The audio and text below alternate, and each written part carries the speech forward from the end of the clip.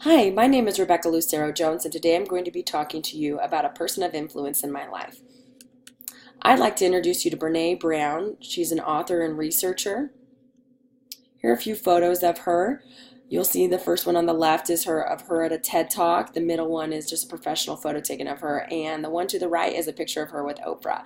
I get pretty excited about that because that for me seems like a big deal. If Oprah wants to meet you and interview you, you must be doing something meaningful.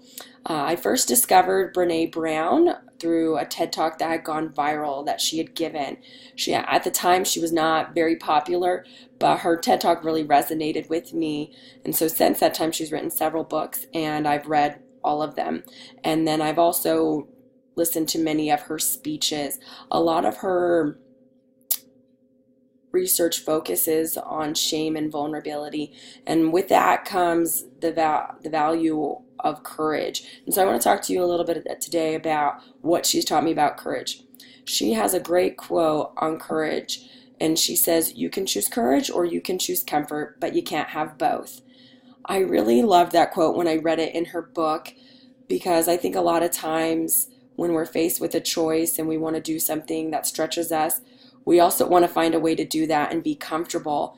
And so when I read those words, it gave me more resolve to do things where I wasn't going to be comfortable because I finally, I guess, began to accept that I can't have both.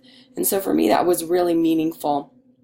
I want to share with you a few examples of how her discussion of courage has helped me to live differently. So first, I want to show you a picture of me where I'm in my, I guess, soccer uniform with my son. About 6 months after my son was born, I decided to play soccer. I randomly was invited to play on a soccer team. I had never played soccer other than when I was in fifth grade, so I was by no means a soccer player. But I thought it would be fun, and I was a little worried that I didn't have the skill set to play soccer, but I decided to do it anyway. And now it's something that I really love, and over time I've improved. I'm by no means an all-star, but I found a hobby that I really enjoy, and so I'm glad I was willing to maybe look a little dumb when I first started playing soccer so that I could find a hobby that I really enjoy. The second example I'd like to share with you is that two and a half years ago, my husband died in a car accident, leaving me and my two young children behind. At that time, I had to make some choices about what I would do to support my family as the only person who could financially support my children. At the time, I had been working as a therapist with a small part-time private practice, meaning that I had only worked 2 days a week. So I had to think about whether or not I was going to go work full-time as a therapist or maybe go back to school. I decided that it would be best for me to go back to school and that would fit long term with what I'd want to do for a career. So when I made that decision, though, I also realized that that would mean I would have to stay in Lubbock to do that or go to a different city. But I had no option to go and actually be closer to my family or my in-laws' family. It was really scary to think about moving forward as a single parent, entering a PhD program, which has a lot of requirements on your time and emotional requirements and mental requirements as well, and to do that without the support of family nearby. So I feel like that decision took a lot of courage, but I'm really glad that I did because when I started school, I immediately knew that it was the right decision. And even though it hasn't been easy, I'm glad that I've done it and I've seen how I've grown a lot.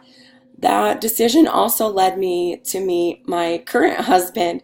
I actually met my husband, Adam, the first year that I enrolled in the doctorate program. We're actually the same year. We were taking all the same classes.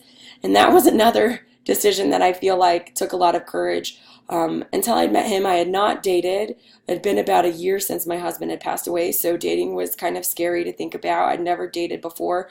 Having children, I had no clue what that would look like to be a parent and also be a girlfriend.